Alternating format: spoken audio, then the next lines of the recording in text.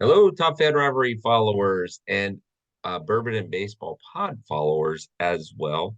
Suzy and Bill are back in the house for another episode of Astros in Orbit.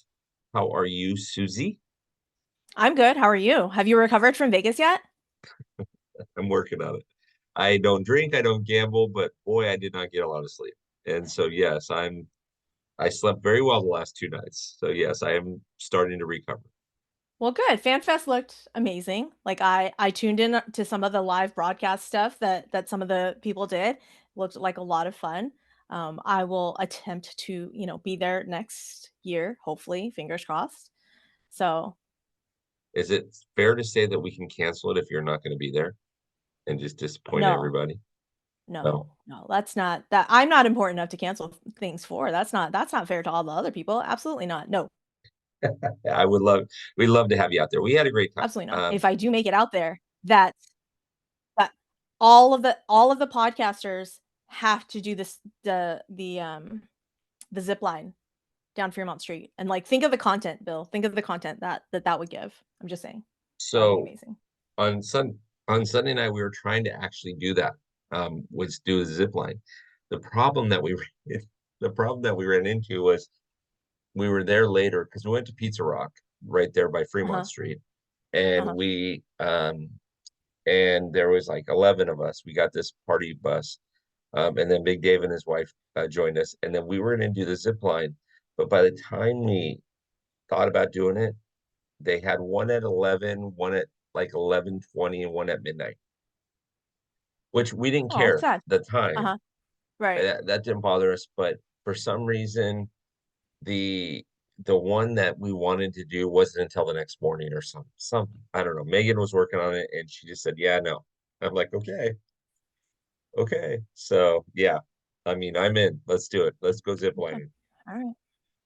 The last time I Okay. did anything Well, that was we'll put that. related, Well, go ahead. I'm sorry, go sorry. ahead. Uh, I said last time I did anything that was related similar to that, um, is we did the Amber and I did the what do you call parasailing, and we Oh, got okay. up about 800 feet up in the air, and I realized how uncomfortable that harness was for boys.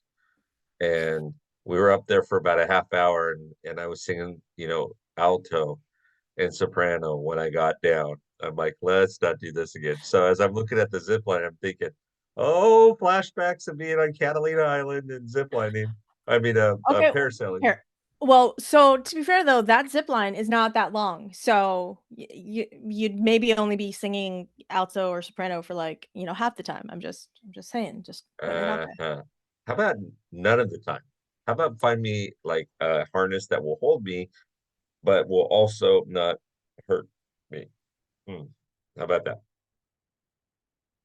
Listen, I'm safe, Bill, then by all means, I don't do the leg harness. Just do like the around the waist harness and like, So that's true, that's just, true story. We get up there on because the guy tells us, hey, if the line breaks, blah blah blah. And I was a lot heavier than I'm right around 200 pounds right now, but I was closer to 300 pounds when we did that. uh-huh. And when we did the parasailing, and the guy says, if the rope ever breaks, just know that parachute is just going to like take you down, the water will pick you up. I'm like, okie dokie. Sounds like not awesome at all. But when you sit on the back of a boat and then you start getting raised up, your whole life flashes before your face because you realize, oh, here, this is how it's going to end. And so we get up there, and Amber very rightfully shows her love for, freaking me out. And she looks at me, and I'm just trying to adjust to try to get but I don't want to move because I don't want the thing to break. The guy's got me afraid now. I'm getting double Right? dribbled in this harness like crazy. And Amber looks over at me and she goes, if this rope breaks, we're not just gonna like glide down. We're gonna fall straight down. I'm just thinking in my mind that, I just looked at her and go, yeah, that's great. But I'm in my mind, I'm going, help, get me down, get me down, get me down. So anyways, That's so funny. you know, I've never been parasailing. There was one time where we were in Key West and I wanted to go parasailing, but it was about to storm.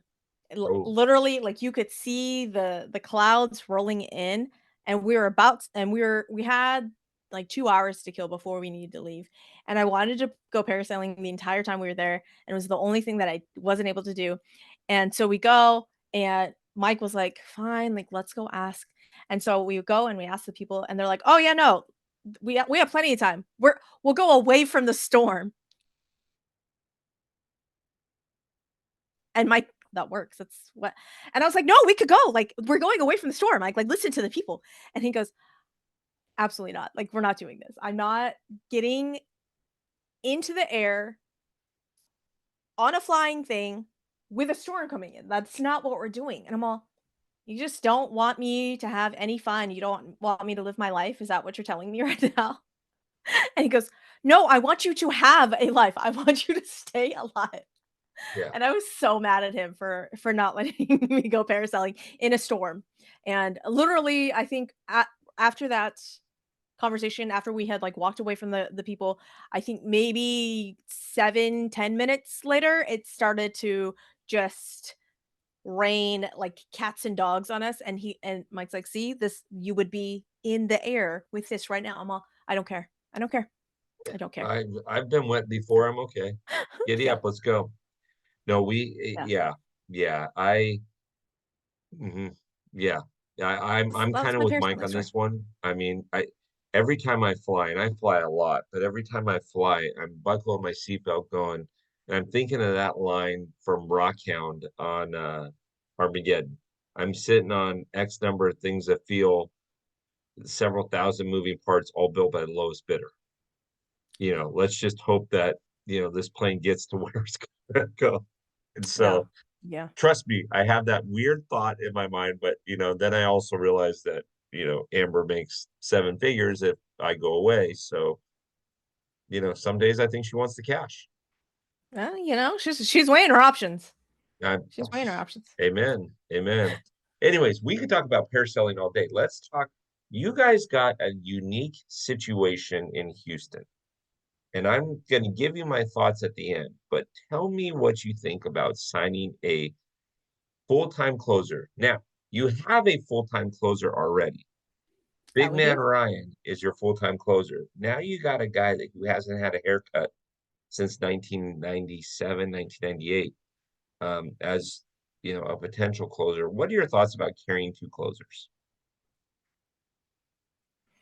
Remember, this Well, is really and PG-13. truly, I know. No, it's PG-13, Susie. Come on now. No, PG-13. don't Okay. don't take don't take that 13 away from me. I need Yeah, that one. son of a mother, let's go. Yeah. Let's go. Yeah. So, really and truly, I mean, you want to talk about highest bidders or lowest bidders? The Astros were not the lowest bidder for Josh Hader. Not the lowest bidder at all. This absolutely blew by the luxury tax that we have kind of been towing that line. This is the largest contract, free agent contract that Jim Crane has given in his tenure of being the owner of the Astros.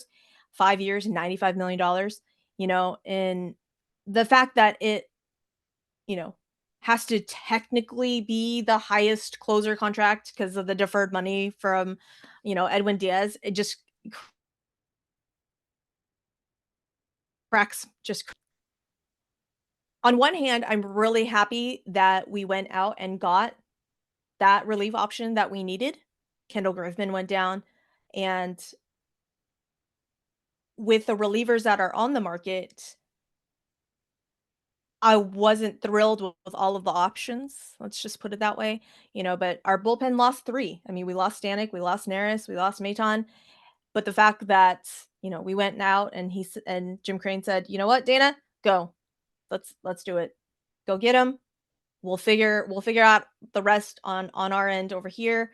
And I think they said that the deal came through within like 72 hours. They'd like put it through within 72 hours. As it got to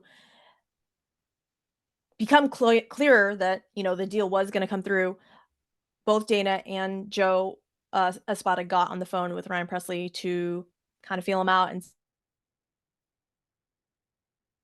say, "Hey, like, you're our guy, but we've got the chance to sign Josh Hader. What do you think about it?" And both of them reiterated that he was all in. I love that. I love that. And we all know that Ryan Presley is that consummate professional, and he's not going to try and make waves. That's not him. That's not who he is. That's not who he is personality wise. But the fact that FanFest was the next day and Mhm. he was there, but he was the only baseball player that did not speak to the media hurts my heart just a little bit. It hurts. And just as a human being, like, I mean, it doesn't, you can't look at the quote unquote emotion and not be hurt just a little bit. Like overall, you're going to say, hey, whatever for the club is going to be great. We know that Josh Hader makes us a better team, and we know that Josh Hader gives us, let's do it. But Yeah. for him personally, like it's gotta sting just a wee bit, just a little bit. I mean, Yeah. we didn't pay Josh Hader 5 years, $95 million to be an elite setup man. I I wish that we could be like co-closers. We could have, depending on what the situation calls for. Like if we got a guy that can't hit spin, Ryan Presley, you are our guy. If we have a guy that can't hit velo, Josh Hader, come on up.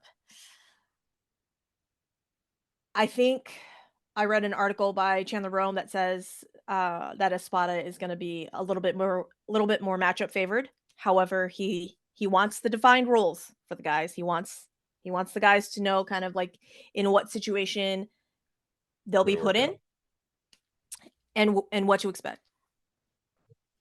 So So here, go on, I'm sorry. So here's my question for you. Here's my question. It gets a little tricky, tricky, tricky, tricky, right? Because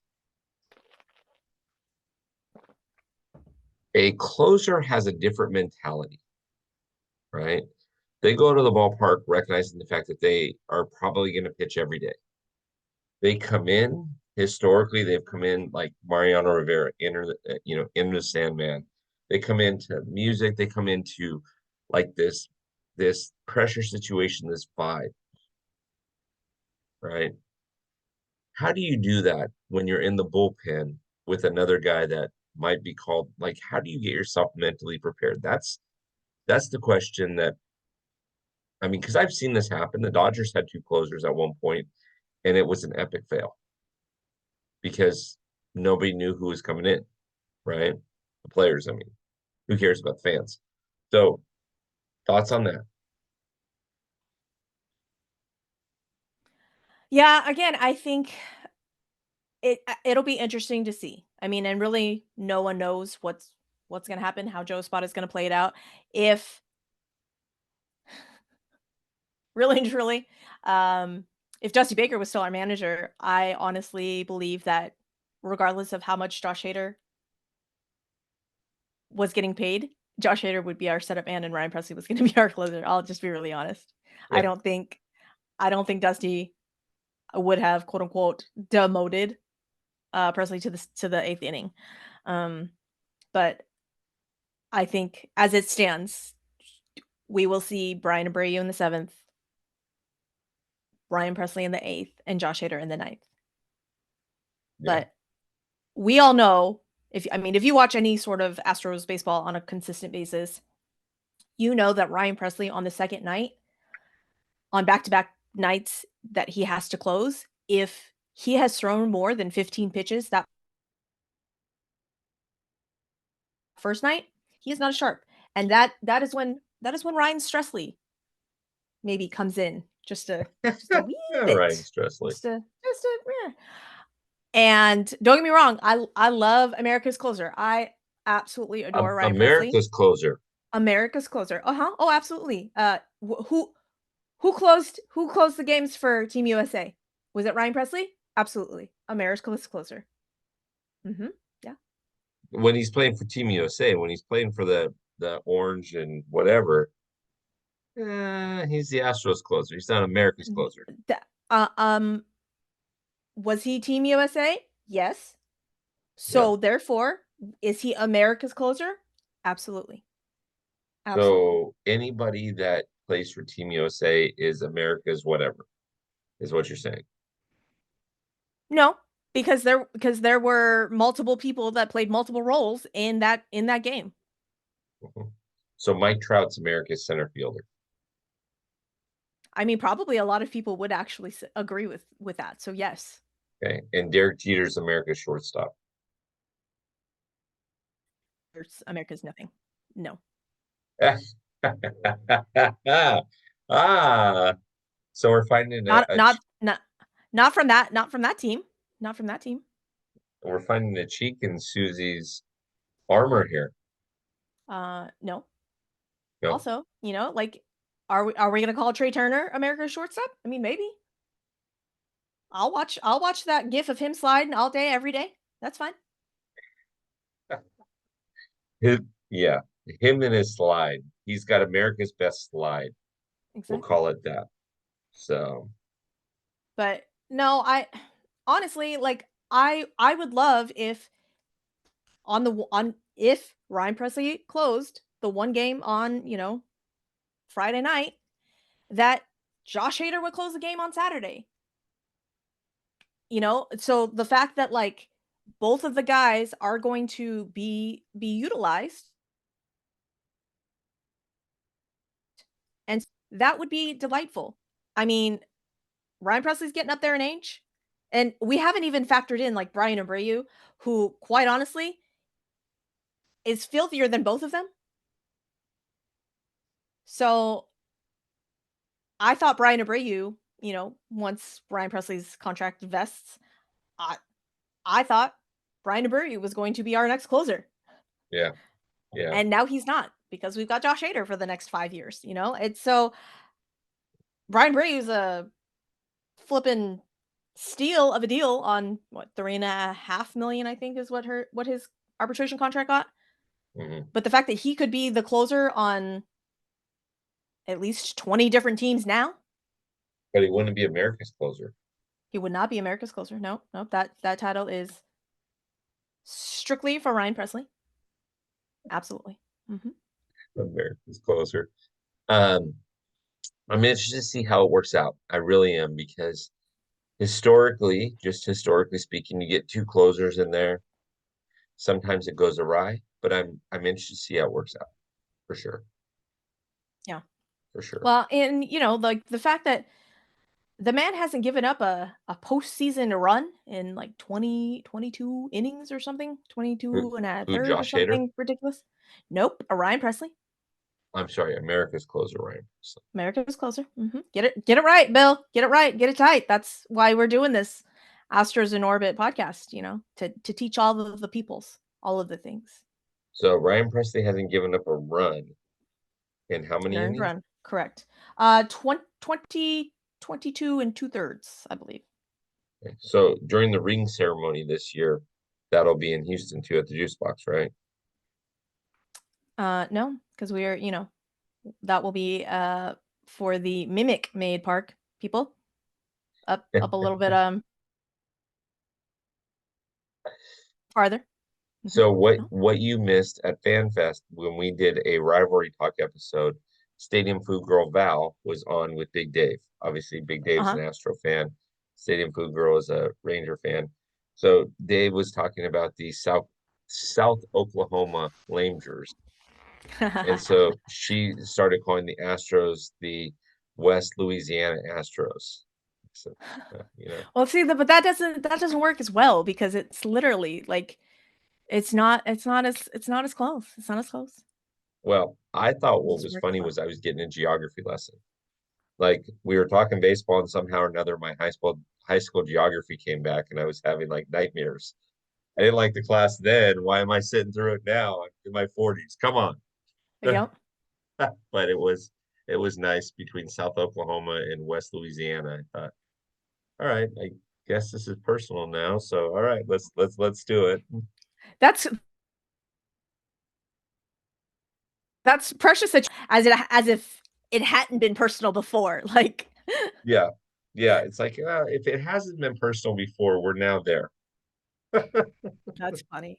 That's Yeah, funny. I'm interested to see how it works out for you. I mean, it will be good if the Rangers and the Astros are good this year to kind of bring to continue this rivalry, in-state rivalry. It'll be good.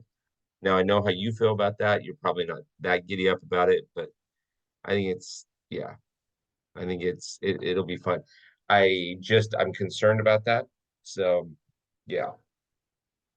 We had other baseball news that we'll skip over for right now, until Susie can have a chance to decompress just a tad. Um, because I don't I have my bleep button that works well here on this podcast. And since Bourbon and Baseball Pod does not need that button, we just let it rip. Which, by the way, I still haven't. I guess my agent is not in touch with your agent. I still haven't been invited on that podcast yet. I left you a voicemail, Bill, or at least I tried, but the voicemail's full. So you sent me the Ah, voicemail, and it's unfortunate, but that's what it is. So you I'm may need just to telling. get that voicemail box just kind of cleaned up, and we'll Yeah, figure it out. I mean, my agent had told me was that your agent had said to my agent, you weren't interested, but you just didn't want to tell me that. And I said, well, that's Oh, fine. okay. She's adult enough to tell me that. Come on. That's So that's precious, Bill, that you think that I would hold back from telling you something that, might possibly hurt your feelings. I feel like neither. you know me better a little bit Well, better I than that. do know you better than that because I my response to my agent was, listen, first of all, Susie wakes up in the morning, tries to figure out who she can tell where for and how come. Um, and then, secondly, she never holds back. I mean, you know, it's pretty awesome that way. But anyways, we'll skip the topic for this week and maybe when you've had a little bit more sleep or 2, 3 weeks or next year's voting on that specific topic. we, we, Yeah, we we, we may have to wait till next year, Bill. yes, I don't know if PG-13 Susie can be PG-13 Susie about this topic. I yes. don't think I can. So the number 5 is the one that hurts right now. Yep. Okay. Anything else you saw in the league that will cause the Astros to either be more successful or have a more difficult time?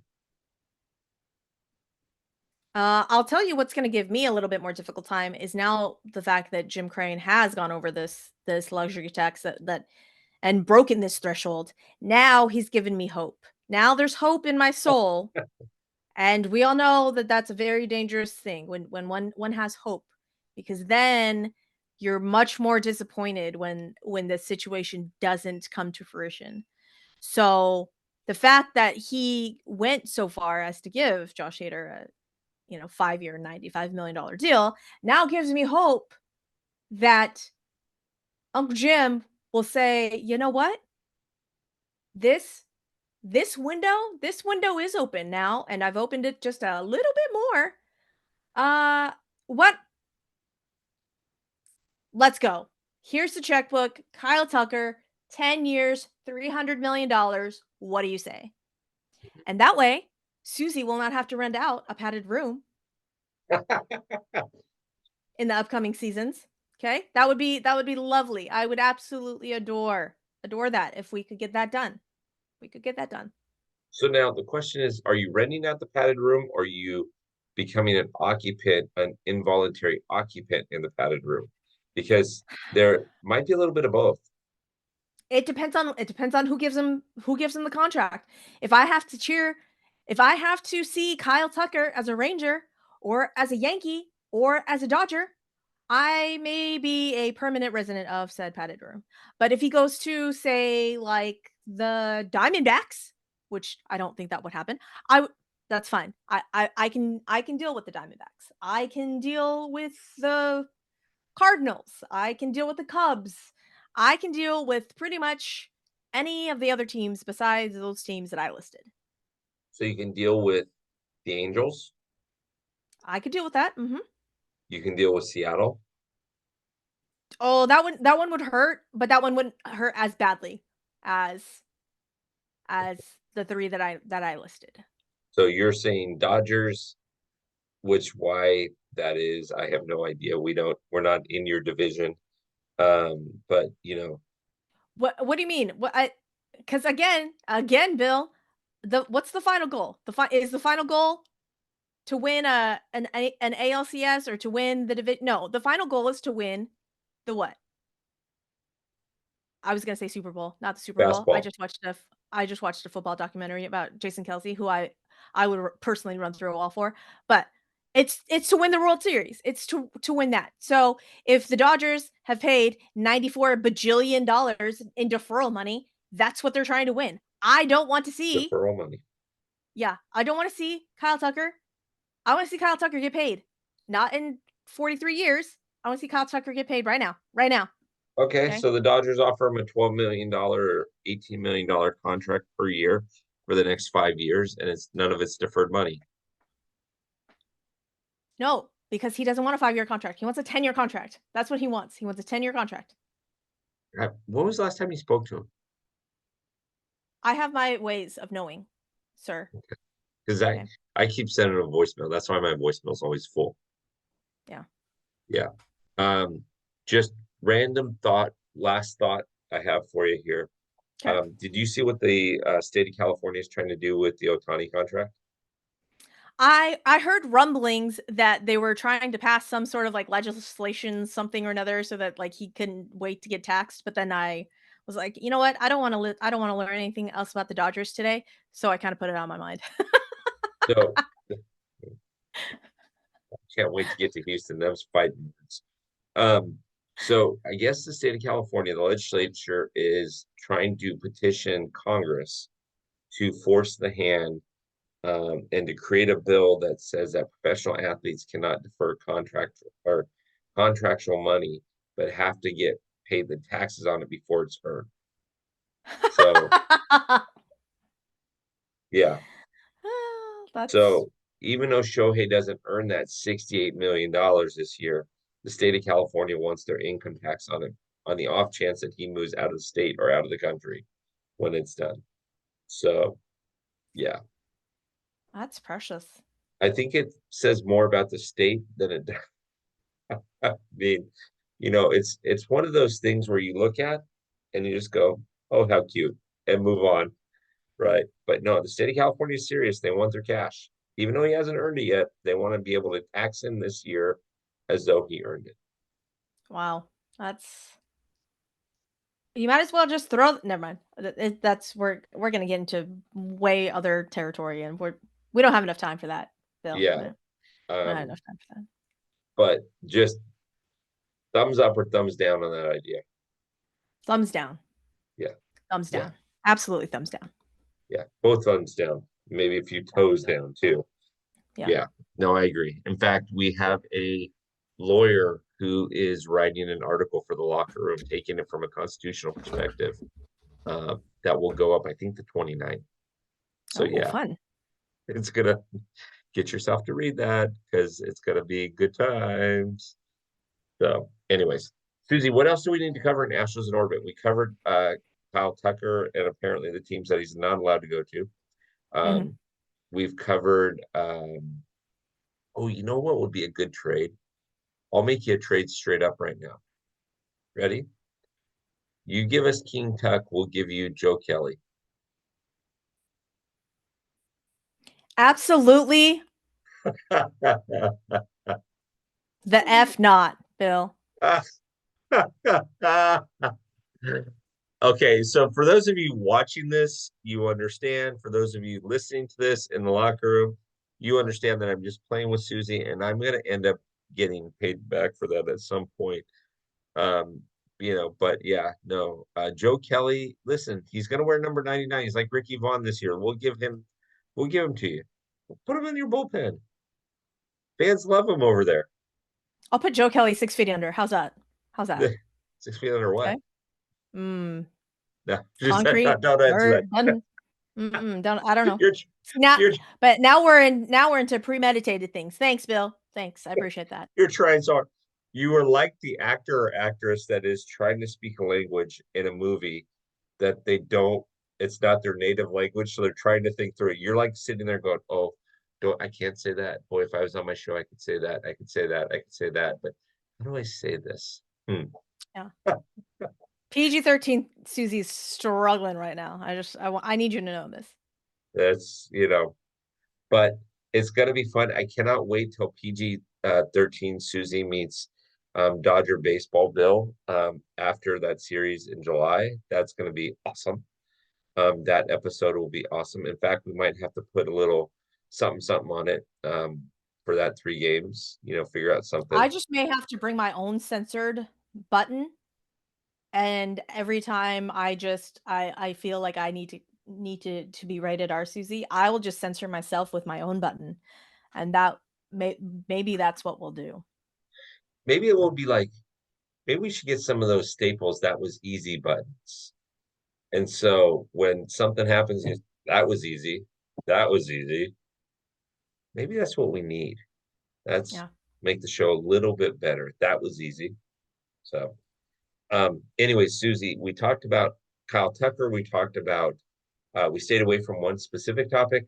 We talked about the Josh Hader situation. We talked about Vegas and FanFest, and apparently ziplining, and apparently the uncomfortability levels for some guys uh, you know, in harnesses. So I think Exactly. we've covered everything that we're supposed to, including the harnesses. Yeah. Um, It's a very eclectic show, we don't we wanna keep the listeners, the viewers on their toes. We need, wanna don't want them to be bored. You yeah, just don't know what you're gonna get. yeah. You don't. And Susie and I will have some announcements here shortly about getting together in Houston. And that's actually coming right around the corner. So it'll be a lot of fun. I'm So super excited about it. yes, I am too. All right, Miss Susie, let's check out, stick around for 1 second, but let's check out. Um, do not forget, do not forget. Actually, before I do that, Susie, why don't you tell everybody where else they can find you? You guys can find me at Bourbon and Baseball on Twitter. You can find the show on YouTube, Bourbon and Baseball. That is a much more rated R Susie over there on both of those platforms. You can find me on Bourbon Baseball Pod on Instagram. So if you like PG-13 Susie and you think, you know what, I can add a little bit more spice, check it out. It's a lot of fun. We do a weekly show. Kelsey and I do a weekly show. Typically, we record on Sundays, and that is what we like to call all the balls edition of Bourbon and Baseball. So we cover all of the teams, uh, news, and all of that fun stuff. And then if there's any Astros related news, and in the off season, Tom and I do one of those shows, and then during the season, Tom and I will be doing an Astros edition of Bourbon and Baseball during the series, one each series. So you Nice. can find us everywhere that you can listen to podcasts. Yes, I believe it or not, I've listened to some of them and they are very, very good. The show with her and Kelsey is the one that I have not been invited on yet. Still waiting, but we'll see how that all plays I itself out. listen. I told you, Bill. Your voicemail is full, sir. You gotta quit sending people to the voicemail. I don't know what to tell you. So maybe I'll have to reach out to Kelsey and book through her.